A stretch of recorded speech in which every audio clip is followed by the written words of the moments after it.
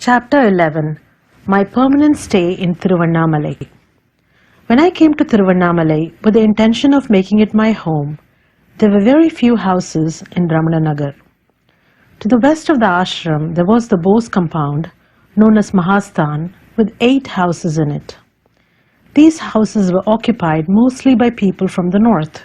Close to the Bose compound were the McIver bungalow and Dr. T.N.K.'s building. A little to the interior, there were a few more houses.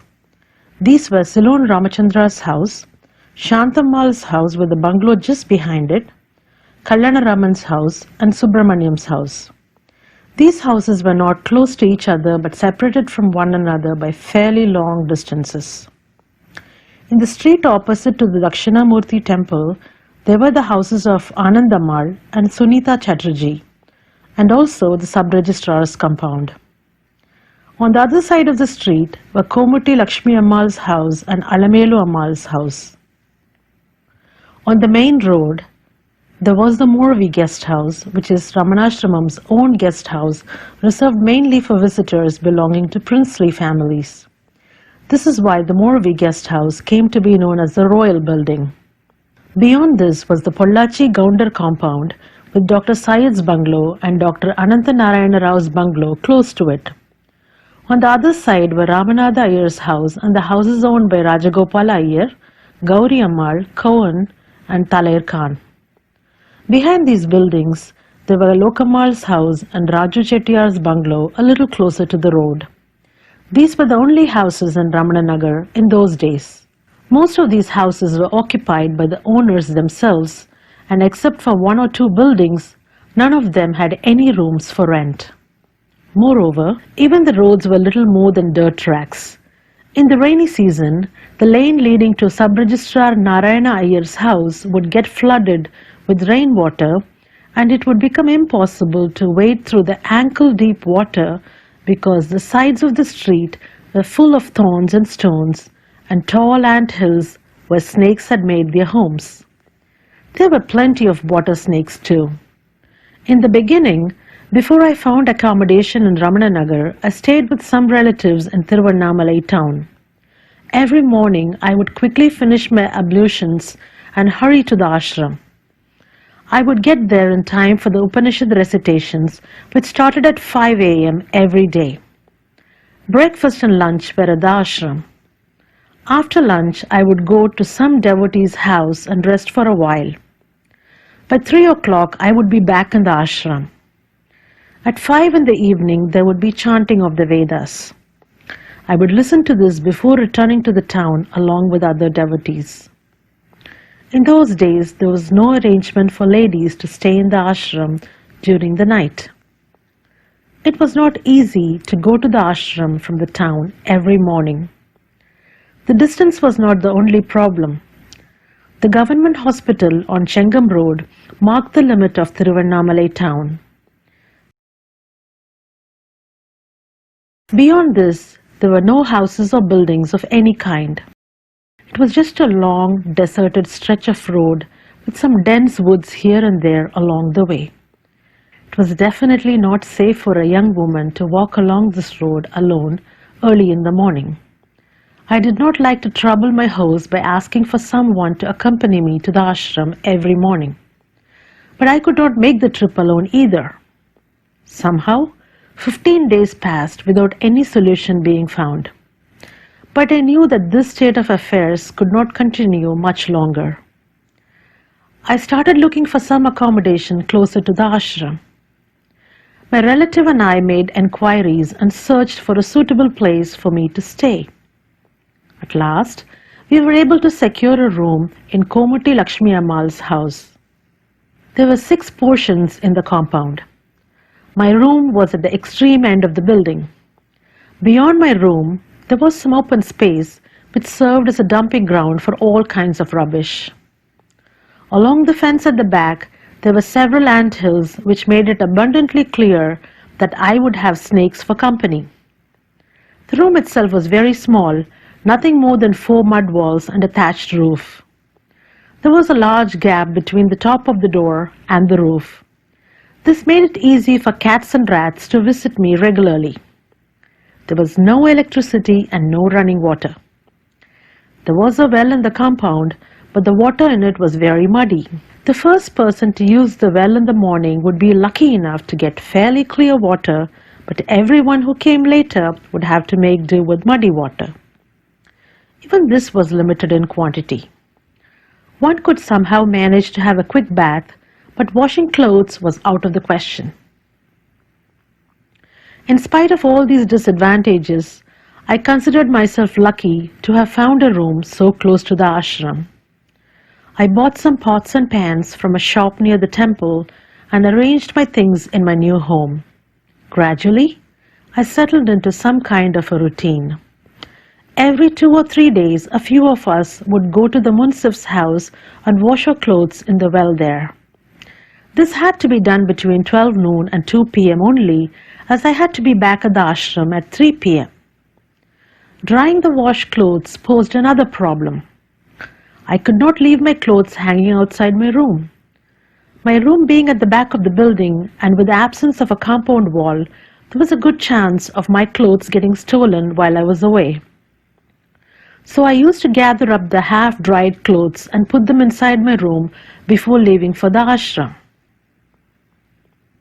In those days, for cooking, I did not have a gas stove or a kerosene stove. I had to manage with coal and wood. Moreover, I had very little time for cooking.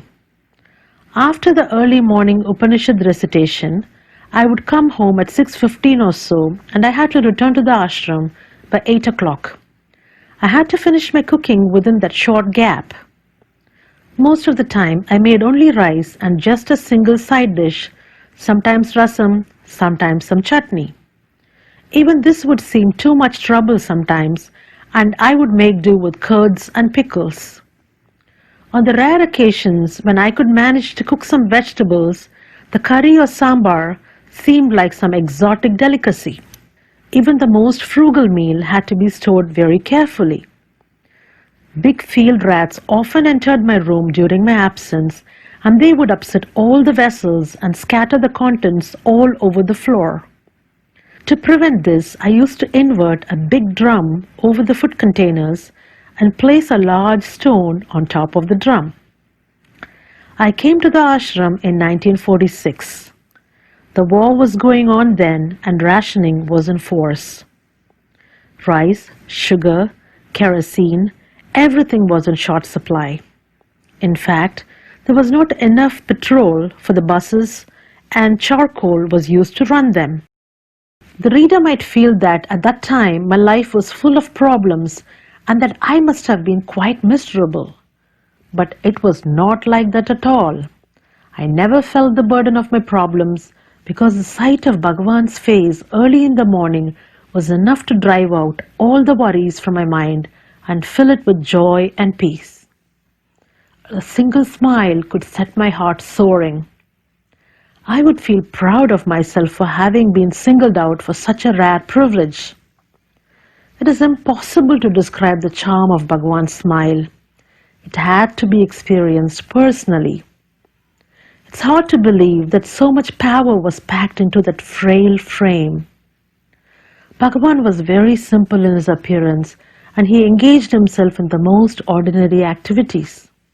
Yet, one had but to look at the charming figure reclining upon the sofa to become totally captivated.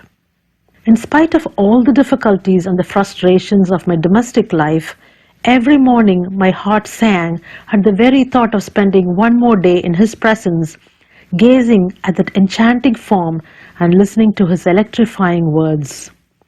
Even as I entered the ashram, I could feel a transformation within myself. All my petty worries disappeared as if by magic. I felt as if each one of my faculties was slowly calming down. At the first glimpse of Bhagavan's form, my ego would start disintegrating. As I drew nearer and nearer to him, I became more and more like an empty shell, a body without a mind. It is difficult to describe this feeling. At times, it was as though I was totally detached from my body. It took an effort of will to drag my body along. I was in a state of ecstasy, which made it impossible for me to function in the normal way. Sometimes, as I approached the hall, I would realize that Bhagavan had directed his eyes at me. His look rendered me powerless. It destroyed my ego and left me feeling light and peaceful. The intensity of his gaze was, at times, almost impossible to bear. It made me feel that walking up to Bhagavan's sofa was a task beyond my capability. On such occasions, I would settle down just near the entrance. My mind would get completely absorbed in the self without any kind of effort on my part. Bhagavan has granted me this blissful experience on many occasions. For a long time after leaving the hall, the peace and the joy of the experience lingered on. Though Bhagavan's glance alone was powerful enough to satisfy all my spiritual needs, at times I couldn't help feeling the desire to ask him some question and to listen to his answer. I would never dare to approach Bhagavan while others were nearby. But sometimes it would so happen that the hall was almost empty when I arrived at the ashram. On those occasions, I would gather up all my courage and approach Bhagavan's sofa with the intention of asking him something. But as I neared the sofa, he would direct his gaze upon me. My mind disappeared without trace. I lost all desire for speech. Certainly this was a manifestation of his grace. Once I had reached this state, it was of course impossible for me to sustain the desire to ask anything. But though I could never manage to ask any questions directly, I eagerly absorbed Bhagavan's answers to other people's questions. Bhagavan's words contained the rarest philosophical truths, and my mind kept savoring them for a long time afterwards. Many of Bhagavan's devotees conversed with him very freely. While engaged in conversation, Bhagavan's graceful gestures and his laughing eyes were captivating. Bhagavan never acknowledged anyone as his disciple. Neither did he give religious discourses. His life itself was his teaching. Even seemingly casual remarks were full of meaning, and an earnest seeker would find a valuable lesson in every look, word, and gesture. Chapter 12. The consecration of the Matrabhuteshwara temple took place on the 17th of March 1949. At the entrance of the temple, there is a large hall. At one end of this hall, a throne-like sofa was installed, and Bhagavan was requested to sit upon it. Bhagavan's sofa was carved out of a single block of black stone. We usually classify anything hard as being like a stone. But this particular stone must have been extraordinarily pliable. It has allowed itself to be carved into an object of exquisite beauty. The most intricate designs have been carved into this stone throne. Surely, this is only due to Bhagavan's grace. He who could melt the hardest heart with his compassion must have softened this stone also. For a while, Bhagavan used to recline upon the stone sofa. On either side of the sofa, there was space for the devotees to sit down and meditate. Male devotees would sit on the eastern side of the hall, and the ladies would be seated on the western side. Devotees filled the space in front of the sofa as well. This arrangement made it possible for the devotees to feast their eyes upon Bhagavan's enchanting form, from both sides and from the front as well. Wherever one might be seated, however, Bhagavan's compassionate gaze would fall upon every single person. I usually sat close to the window on the southern side of the hall facing Bhagavan. Rani Majumdar, a Bengali lady from the Bose compound, would sit beside me. One day, for some reason, there was nobody in the front row. Rani Majumdar said, "See, there is nobody in the front row. Let us go and sit there today." This was a tempting idea indeed. Seeing the two of us move to a space so close to Bhagavan, Kameshwaramma, another lady devotee, also came to sit beside us. I prostrated myself before Bhagavan and settled down. From that instant, Bhagavan's eyes stayed on me. If you want to look at Bhagavan, you must choose a time when he isn't looking directly at you. When his gaze is upon you, something happens, which makes it impossible for you to keep your eyes open. The intensity of Bhagavan's direct look is too much for an ordinary human being to take. It is as though some invisible power has entered you and made its way to the very core of your being, and there is nothing but the blissful awareness of the self. For a short while, I gazed at Bhagavan with my eyes open. Within a few seconds, my eyes closed of their own accord, and I was totally immersed in a peace that is beyond description. I do not know how long I stayed in that state of bliss. After a while, I managed to open my eyes. I saw that Bhagavan's gaze was still upon me. He had not changed his position, nor had he lifted that magical look from me. I closed my eyes again. After a while, I heard voices and opened my eyes to see what was happening. Srinivasarao, Mauni, had come in with the day's mail. Bhagavan was going through the letters and other correspondence. After some time, Mauni left the hall. Bhagavan too got up and went towards the cowshed, accompanied by his personal attendant. At that point of time, I stood up and went back to my usual place under the window. Kameshwaramma followed me. She was in a very emotional state. She embraced me and with tears in her eyes said, "Kanakamma, you're indeed very fortunate.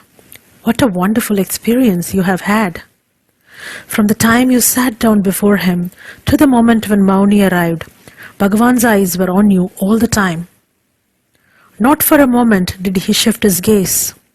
I was watching you and Bhagavan all the time, and I could see the effect of Bhagavan's look on your mind. Bhagavan has been extremely gracious to you today. He has showered his grace on you through the uninterrupted gaze. You have attained the ultimate point of your life today. What more can you want?"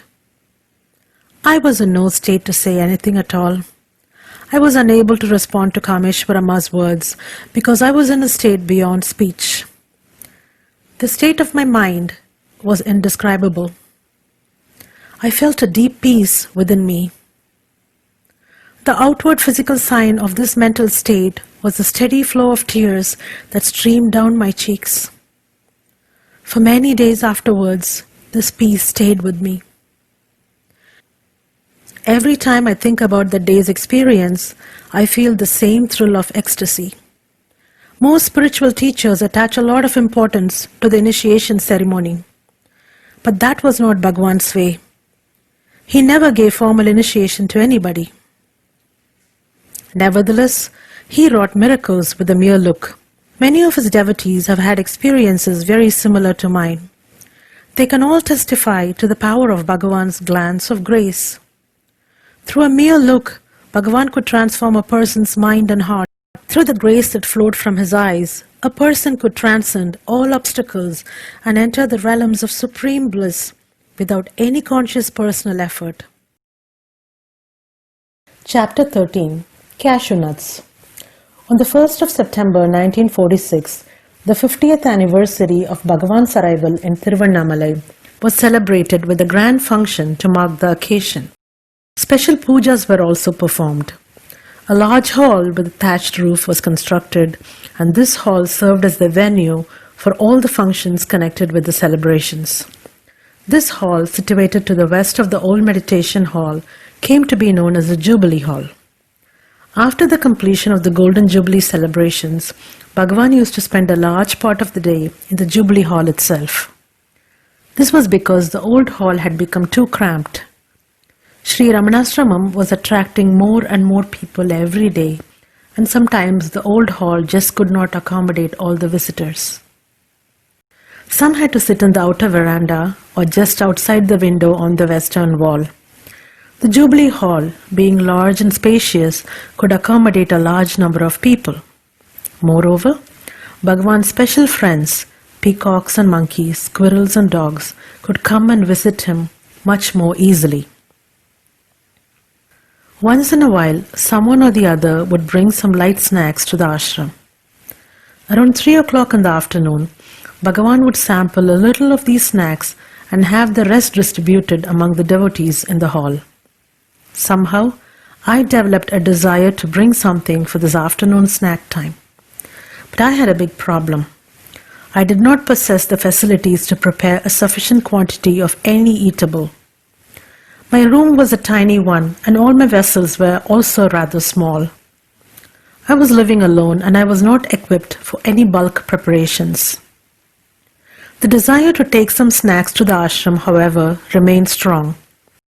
After a few days of intense thought, I hit upon a solution to the dilemma. I asked a friend to get some cashew nuts from Tiruvannamalai town. With the money I gave him, he purchased about 1 kg of cashew nuts for me. I requested my landlady, Komutti Lakshmi Ammal, to let me use her kitchen. She was kind enough to lend me her own vessels. I roasted the cashew nuts in ghee, added salt and pepper powder, and put them in a container and took it to the ashram. I am very shy by nature and had never been able to approach Bhagavan with ease and familiarity the way many of the devotees did.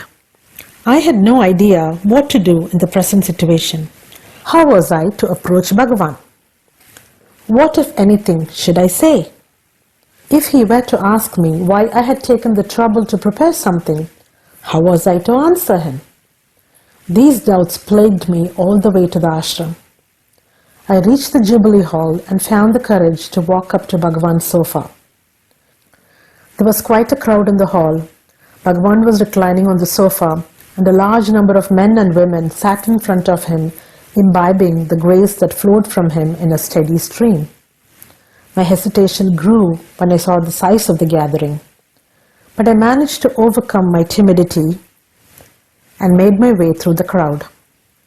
When I reached Bhagavan's side, I found that my heart was beating wildly and I could not speak. Wordlessly, I held out my offering. Bhagavan looked at me kindly and asked, "What have you brought?" I managed to say, "I have brought some cashew nuts." But I doubt whether Bhagavan could have heard me at all, as my voice was very low and my speech quite indistinct. Bhagavan craned his neck and looked into the vessel I was holding out. He said, "Oh, cashew nuts, is it?" and nodded his head at me. Then he said to the attendant, Satyanandam, "Please take it from her and keep it aside." Looking at me, he said, "Give the vessel to him." I did as I was told, and after prostrating to Bhagavan, I went and sat down in my usual place. I had been hoping that Bhagavan would take a few of my cashew nuts and then have the rest distributed among the gathering.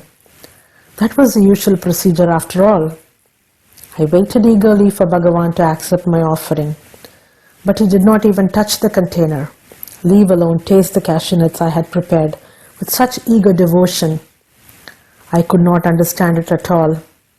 Had I done something wrong? Was Bhagavan displeased with me for some reason? My mind was in turmoil. I felt utterly miserable and tears ran down my face. With a great effort, I forced myself to stop crying. I said to myself, "This is my fate. I must accept it." I managed to keep to my usual routine. I stayed till the evening recitation was over and returned home after that. Throughout the night, I was restless. My mind kept going over and over the incident, and I had no peace at all. The next morning, I reached the ashram in time for the 5 o'clock Veda recitation. After the recitation, I returned home, finished my cooking, and then went back to the ashram at about 7:30. There was not much of a crowd in the hall at that time. I went up to Bhagavan and prostrated.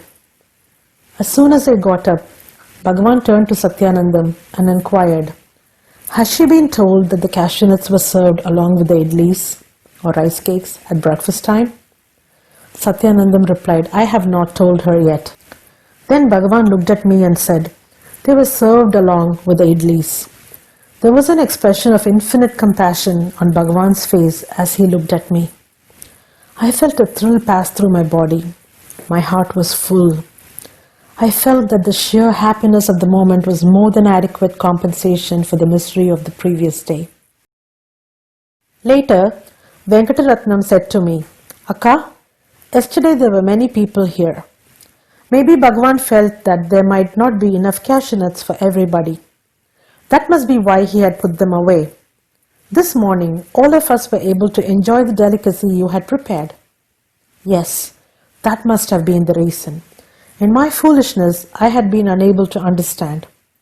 Bhagavan was not displeased with me at all. On the contrary, I had received his grace in full measure. All my doubts and fears vanished, and my mind regained the tranquility that had been temporarily lost. Chapter 14. The Telegram.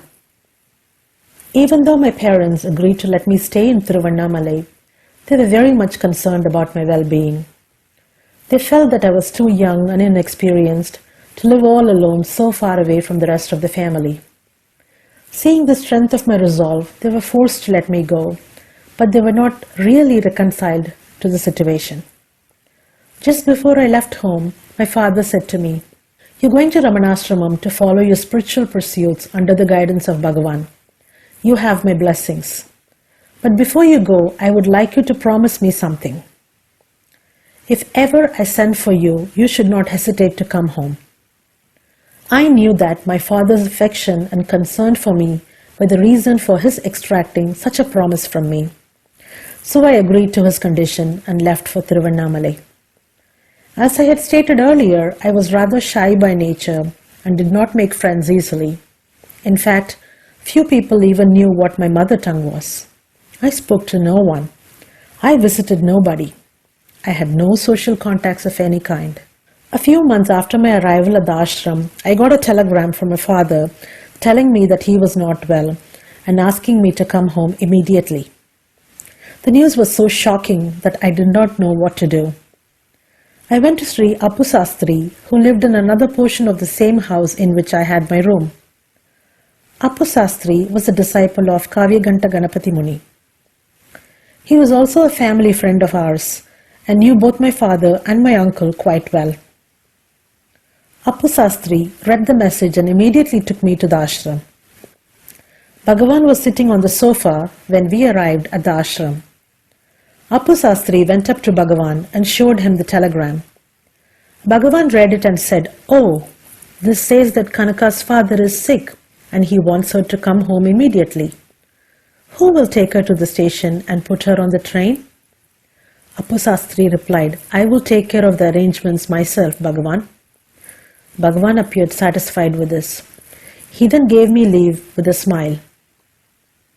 There are numerous people who would consider it a great privilege to do Bhagavan's bidding. There is no doubt about that. Yet, Bhagavan never called anyone and directly said, You do this. Bhagavan was always in a state beyond anything that ordinary people can imagine. He made no difference between the doer and the action. Bhagavan could have told Appusastri, You should go to the station and help Kanaka catch the train. But he did not say that. Appusastri suggested it himself and Bhagavan expressed his approval of the idea. How can I describe this extraordinary combination of great compassion and total detachment which was unique to Bhagavan? After the meeting with Bhagavan, Appusastri took me back home. He arranged for a ticket on the train going to Katpadi. The train was scheduled to leave Tiruvannamalai at 6 in the evening. So he arranged for a bullock cart to take me to the station in time to catch the train. When the cart driver arrived, Appusastri helped me to load my luggage into the cart. The driver of the cart was a trustworthy man whom Appusastri knew quite well. I reached the station, caught the train and travelled up to Katpadi. At Katpadi, I had to get off and catch another train to reach our hometown. When I reached home, I was relieved to find that my father's condition had improved considerably. He was out of danger and was gradually regaining his strength. Meanwhile, as soon as I had left for the station, a second telegram had arrived at the ashram. Appu Sastri opened it and read the message. "Father better, you need not come now." At once Appu Sastri told Bhagavan about it. Bhagavan said, "If this message can be conveyed to Kanaka, she will be able to return to the ashram. Who will go to the station and give her the message?" One of the devotees present said, "The train would have arrived by now." Bhagavan said, "Is that so? Would it have arrived so soon?" The matter was then dropped because there was really no point in pursuing it any further. The station is about 2 miles from the ashram, and moreover, there was no transport available. Even the bullock cart drivers had to be fixed up in advance. Otherwise, it was almost impossible to get any kind of transport, especially in the evening time. Appu Sastri wrote me a letter giving all these details and inquiring about my father's health. When I read that letter, I was overcome by emotion. I was moved by this evidence of Bhagavan's concern for me. I felt thrilled that Bhagavan had made such inquiries about me, and I longed to get back to the ashram immediately. I showed Appu Sastri's letter to my father. After reading it, my father said, "Oh, I am very sorry. I should not have been so hasty. But at first, the situation really appeared quite bad, and that is why I wanted you to come at once. But after dispatching the telegram, there was some improvement. I thought I should save you the trouble of coming all the way. So I arranged for the second telegram to be sent, hoping it would reach you before you left the ashram. But it seems to have arrived too late. My dear girl, now that you have come, please stay with us for a few days. We would all love to have you with us for a while." Chapter 15. Get up, get up. Bhagavan used to be seated upon the stone sofa in the new hall in front of the mother's shrine. Ladies used to sit to the right of Bhagavan's sofa. Bhagavan stretched his legs in that direction, and so we used to feel as though we had been granted the rare privilege of sitting at his lotus feet. I usually sat in the corner near the small door. Bhagavan normally used this door when he left the hall to go to the cowshed. One morning, I was sitting in my usual spot, deep in meditation. I did not even notice the arrival of Mauni with the day's mail. After going through the letters, Bhagavan got ready to go to the cowshed as per routine. He massaged his legs with oil and got down from the sofa. Immediately, all the devotees except me got up and made way for Bhagavan. I was so engrossed in meditation that I was totally unaware of what was going on around me. I continued to sit there directly in Bhagavan's path. When Bhagavan had come very close to the spot, a lady devotee tapped me on the shoulder and hissed in my ear, get up quickly. Bhagavan has to go out and you're blocking the way." With a violent start, I opened my eyes. My legs had become numb from sitting in the same spot for a long time, so I was not able to get up immediately. Somehow, I managed to rise and went to stand against the wall. Bhagavan had seen all this. He was annoyed with the lady who had told me to get up. He chided her in Telugu. Where was the need to disturb her? There is so much space here. You need not have woken her at all. Does devotion to Bhagavan mean disturbing other people? The lady held me responsible for the fact that Bhagavan had rebuked her. She was angry with me. She grumbled, "Some people like to draw attention to themselves by pretending to be absorbed in meditation." I tried my best to convince her that I had really been unaware of Bhagavan's approach, but she remained skeptical. I was very much upset by the lady's attitude, but I could not do anything about it. From that time onwards, I never sat in that spot, and I regret to say that Bhagavan never used that particular doorway again. After that incident, Bhagavan started using the eastern doorway. The doorstep on this side was rather high, and so a thick koya mat had to be laid there to make it easier for Bhagavan to step across. Every time I saw Bhagavan using the doorway, I felt consumed by guilt. I wanted to cry. "I'm very sorry, Bhagavan. Please forgive me for having caused you so much trouble. Please start using the smaller door again." But I could never find the courage to actually say all this to Bhagavan. Just looking at Bhagavan rendered me speechless. The other devotees too hesitated to speak to Bhagavan about this matter. Right up to the end, Bhagavan never used the smaller doorway again. Chapter 16. The Triad. My parents and my brothers had great regard for Sri Chandrasekharendra Saraswati Swami, the Sankaracharya of the Kanchi Kamakoti Mutt. This sage was revered as the Paramacharya. Whenever the opportunity arose, my father would go to see the Paramacharya and get his blessings. In 1958, the Paramacharya was on a visit to Madras and he was staying in the Ashwamedha Mantapam in West Mambalam. One evening, when I went to see him, the Paramacharya was alone in the room except for one or two of the mutt attendants. I was very happy to have the unexpected chance to speak to him without disturbance. I had brought some fruits as offering. I placed the tray of fruits before him and prostrated. Paramacharya looked at me with a smile and made gracious enquiries about my family members. He then asked me, "Are you on a visit to Madras?" I nodded my head. Then he said, "Are you not staying in Ramanashram in Tiruvannamalai?" I replied, "I am a permanent resident there." Paramacharya's next words gave me a thrill. He said, "Yours is the life of contemplation in solitude, is it not? Egandavasamo?" I was unable to speak. I just nodded my head. Then he asked, "Engaging yourself in listening to Vedantic texts? Vedanta Shravanamo?" Again, I nodded silently. His next question was, "Are you cooking for yourself Swayampagamo?" Once more, I nodded. I was overcome by emotion because in 3 succinct questions, Paramacharya had summed up the most significant aspects of my life at that time. I had been living alone for a long time, spending my time in contemplation and meditation. Ever since settling down in Tiruvannamalai, I had cooked my own meals. It was during that period that I had the privilege of listening to Muruganar's exposition of that immortal work, Urivalodukam.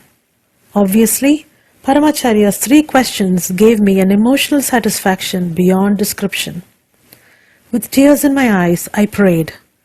With Paramacharya's blessings, my life should continue along these same lines.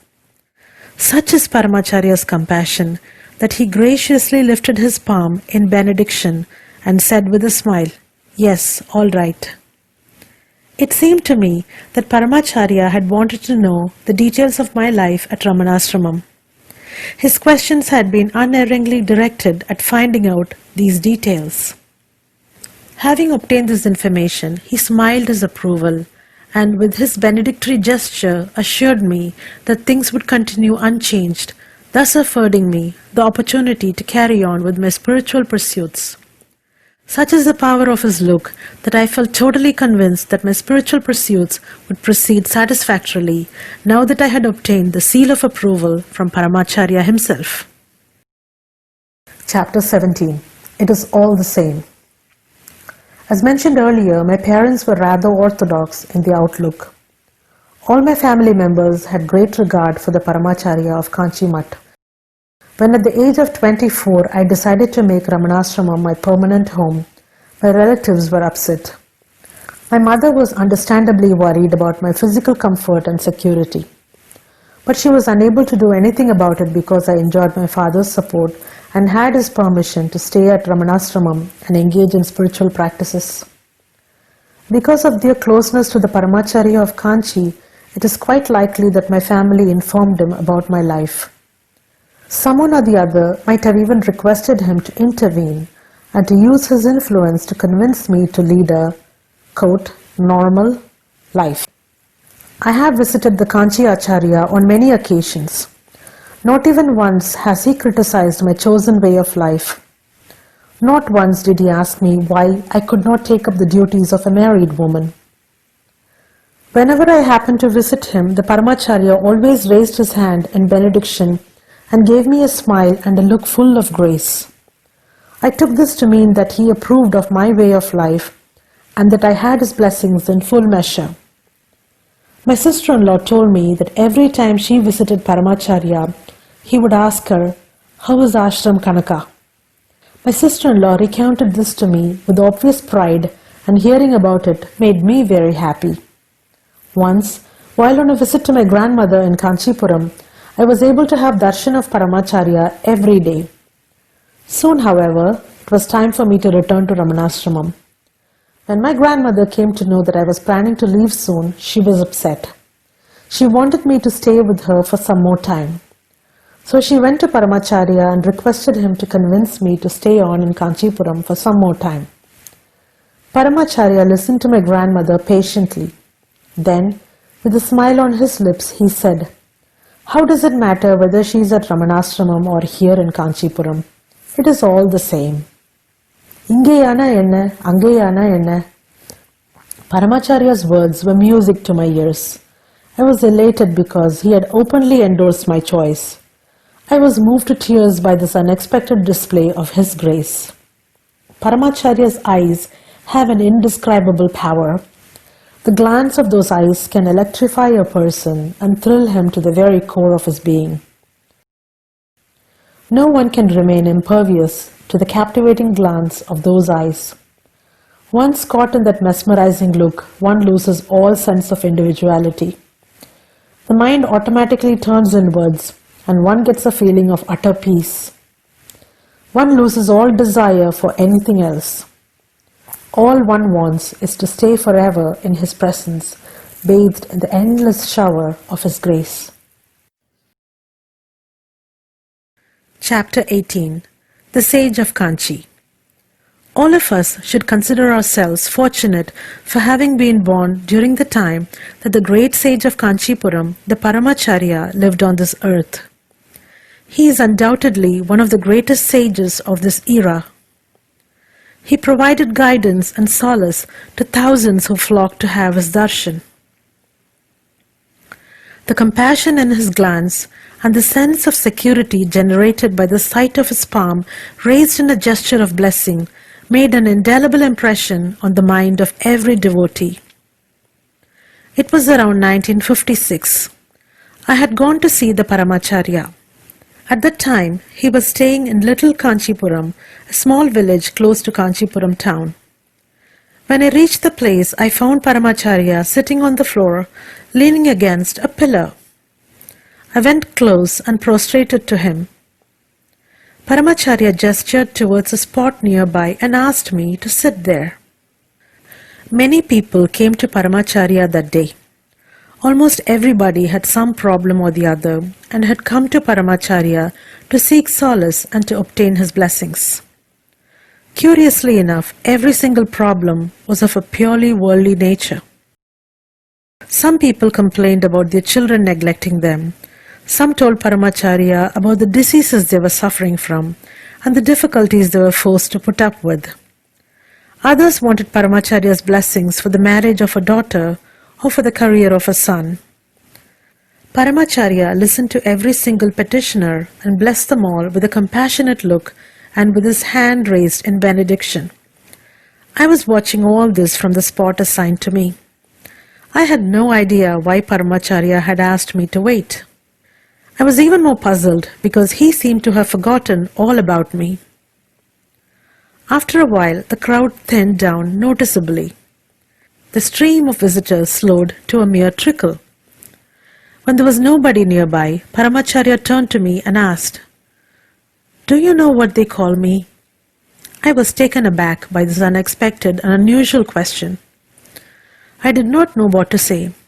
Finally, I managed to stammer, "You are known as Shankaracharya Swami." Paramacharya replied, "No, I am called the Jagat Guru, the preceptor of Advaita philosophy. But who is bothered about all that?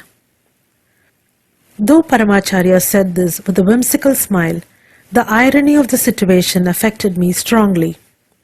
Here was a sage and a scholar, a preceptor beyond compare, the master who could lead us all on a voyage of spiritual discovery. But we, in our ignorance, squander away this unique opportunity, never rising above the petty concerns of everyday life. On another occasion, I saw another facet of Paramacharya.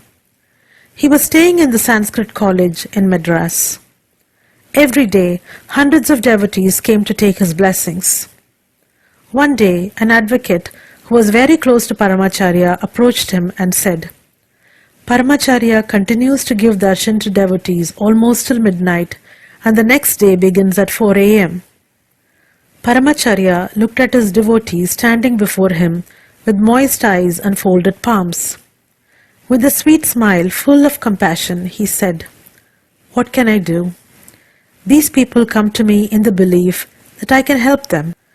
They seem to think that if they tell me about their troubles, I can help them find solutions. That is why they come to me at all hours of the day or night. Talking to me gives them confidence and hope. By lightening their burdens, am I not helping them in some way? That is enough for me. It does not matter if I do not get much rest. The satisfaction that comes from helping the people is refreshing enough for me.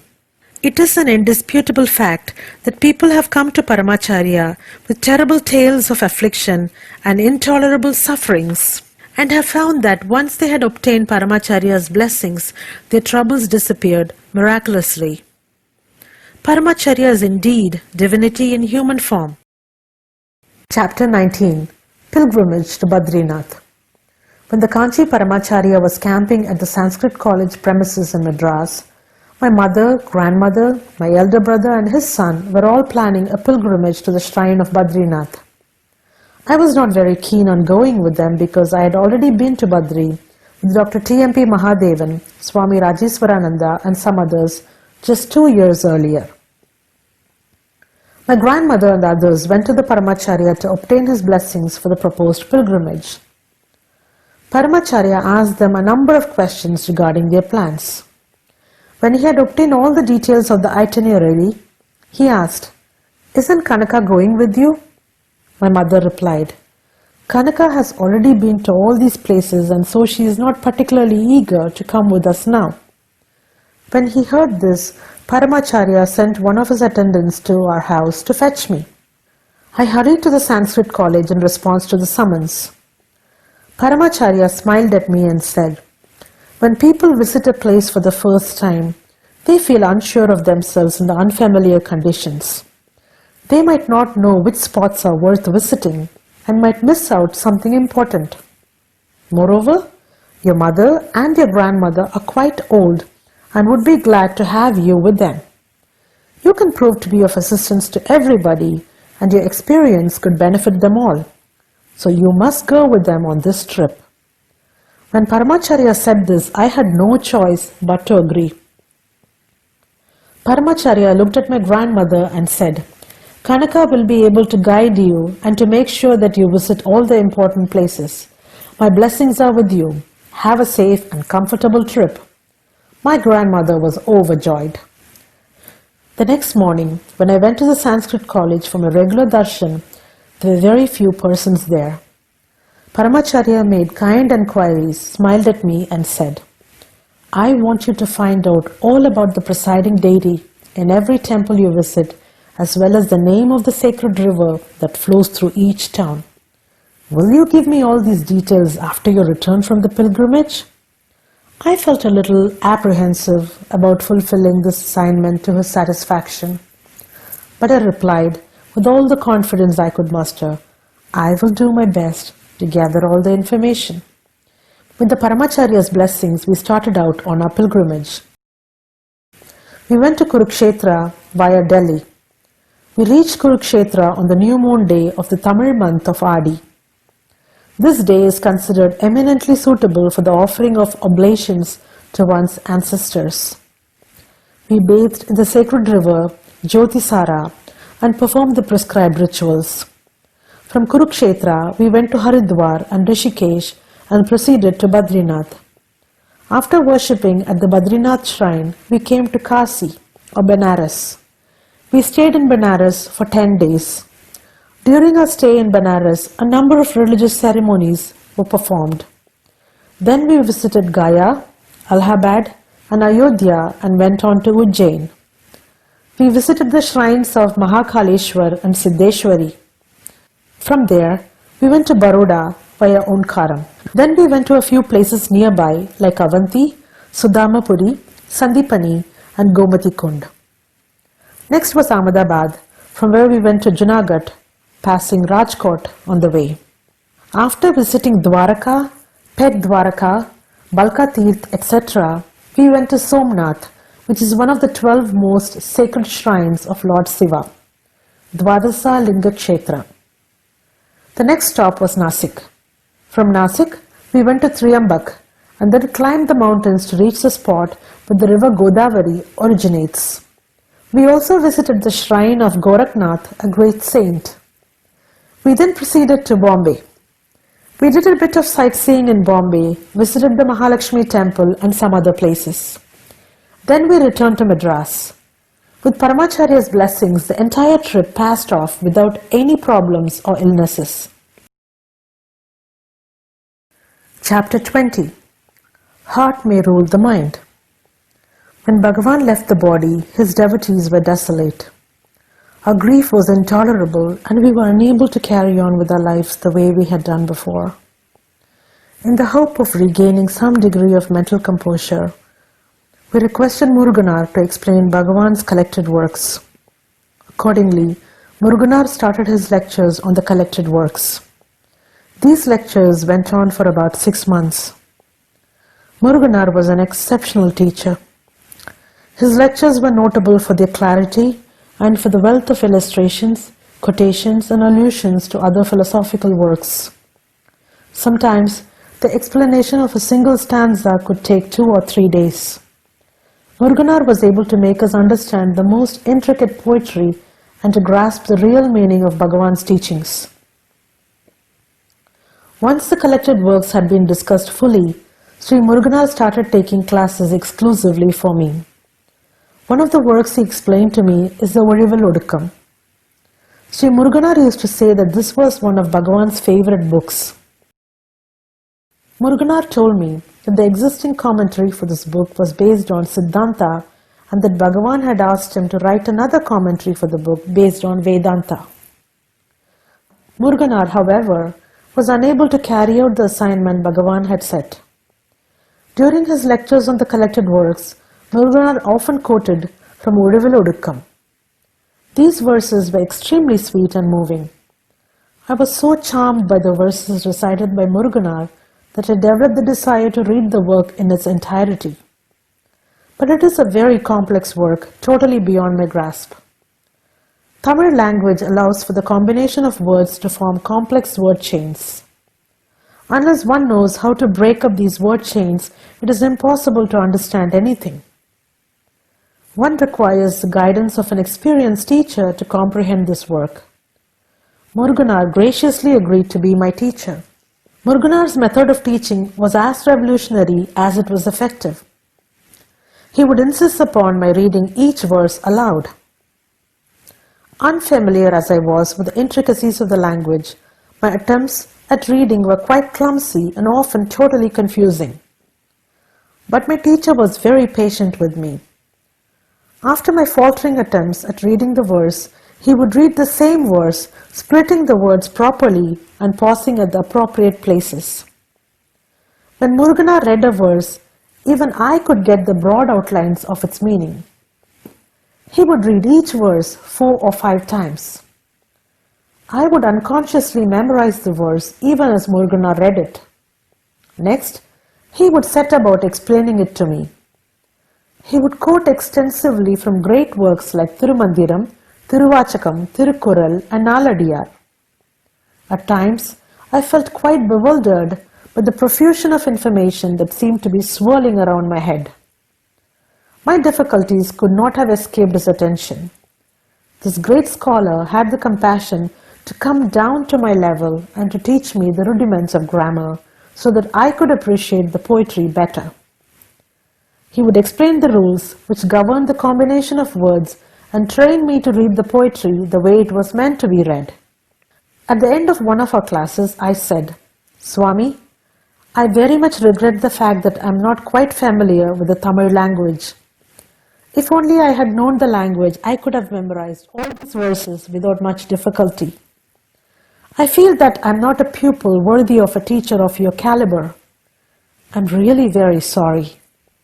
Muruganar replied, "It does not matter if these lessons do not leave an impression upon your brain. It is enough if your heart is genuinely moved by the poetry." Even as he said these words, my teacher's eyes filled with tears and his voice became hoarse with emotion. Needless to say, he himself had experienced that state of total emotional involvement with such spirited works, and it is a measure of his infinite grace that he should have wished me to have an experience similar to his own. Chapter 21. Self is everywhere. One day there was a sadhu, ascetic, among the gathering of devotees in the hall. From his very appearance it was obvious that he was deep into spiritual practices. It looked as though he was waiting for an opportunity to ask Bhagavan something. When he felt that the time was right, the sadhu approached Bhagavan and said, "Bhagavan, it is said that the self, Atman, is present in everything. Does it mean that the self is to be found even in a dead body?" When he heard this, Bhagavan exclaimed, "Oh, this is what you want, is it? Is it the dead body who wants to know, or is it you? Who is asking the question?" The sadhu replied, "It is I who want to know, Bhagavan." Then Bhagavan said, "While you're asleep, do you wonder, am I here or not? It is only in the wakeful state that you say, I am. Similarly, the self is definitely present even in a dead body. But if you enquire further, you will realize that both the dead body and the living body are both equally illusory. That which moves we label as being alive, and that which is motionless we say is dead. This differentiation is only in our minds. In our dreams, we see both the living and the dead. As soon as we wake up, we realize that both the living and the dead of our dreams are but illusions. In the same way, this entire universe is nothing more than a grand illusion. The birth of the I thought is referred to as birth, and the disappearance of the I thought is death. What we call birth and death, therefore, are nothing but the appearance and disappearance of the I thought. Both birth and death are for the ego alone. Neither birth nor death can touch the I, which forms the essence of your being. When the awareness of the self is strong, you are there. You are equally there when the self-awareness fades. It is you that is the source of the I thought. But the I thought is not you. Realization is nothing but perceiving the source of the cycle of birth and death and uprooting the ego and destroying it completely. That is, you must die and still remain aware. He who dies with awareness is transformed into pure self. That is, when the ego dies, the self is born. When this happens, all doubts vanish immediately. The veil of illusion is lifted and everything is perceived properly. All confusion is removed. The differentiations between birth and death, living and dead, everything disappears. The self is all-knowing. The self has no doubts. It is only the ego that is plagued by doubts.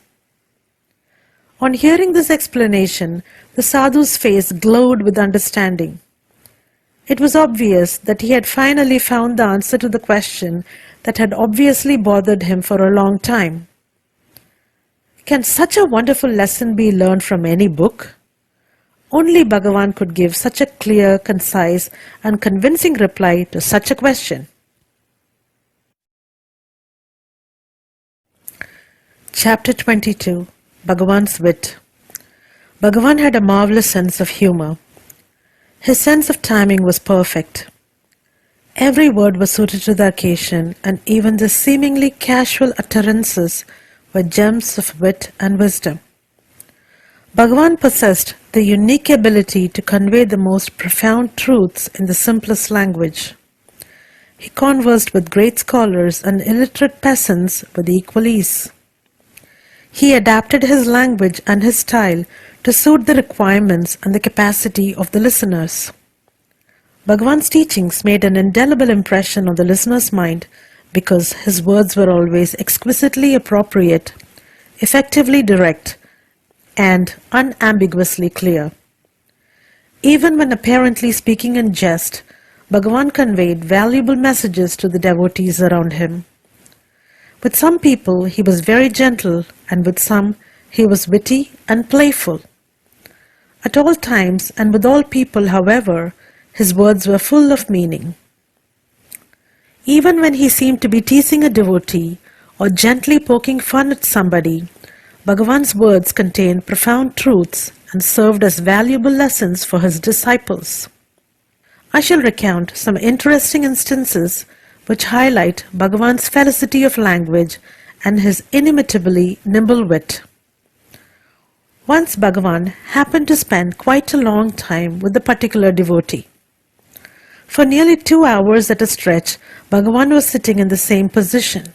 When it was time for Bhagavan's daily visit to the cowshed, an attendant came and stood at the entrance to the hall, holding Bhagavan's walking stick and the kamandalam, or water jug, in his hands.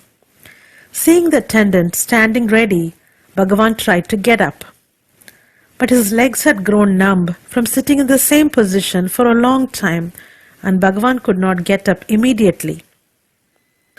Bhagavan smiled at the waiting attendant and said, "Wait a minute. The father of the greatest devotee of Lord Rama, referring to Anjaneya, has caught hold of my legs.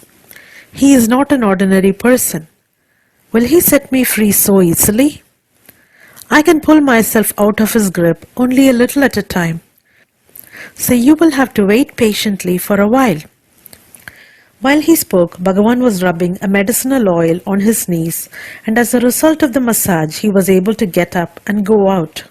The devotees in the hall were amused by Bhagavan's words. Bhagavan was prone to painful arthritic attacks, especially in the knee joints. According to some principles of medicine, pain in the joints is caused by the trapping of wind in those spots. When Bhagavan talked about the father of the devotee of Rama, he meant Vayu, the wind god, who is the father of Anjaneya. Instead of simply saying, "There is a painful catch in my knee," Bhagavan had chosen to convey the same information in a humorous way. On another occasion, while rubbing the oil on his knees, Bhagavan looked up with a mischievous glint in his eyes and said, "This machine, the body, will not run if it is not properly oiled." All those present had a hearty laugh. Bhagavan's humor was often directed at himself. At times, he used humorous language to rebuke someone. This was done so gently and with such subtlety that the message was conveyed, but the subject of Bhagavan's rebuke was not even slightly hurt or offended. Bhagavan's attendants used to massage his legs to relieve the pain. Somehow a kind of rivalry arose among the attendants. In the belief that by touching Bhagavan's feet and legs they could acquire a lot of punya or merit, the attendants started vying with each other for the privilege of massaging his legs. One day, when 2 or 3 of them rushed to offer to massage his legs, Bhagavan exclaimed, "Wait, wait! Why should you people alone enjoy the entire merit? Allow me to acquire some punya too."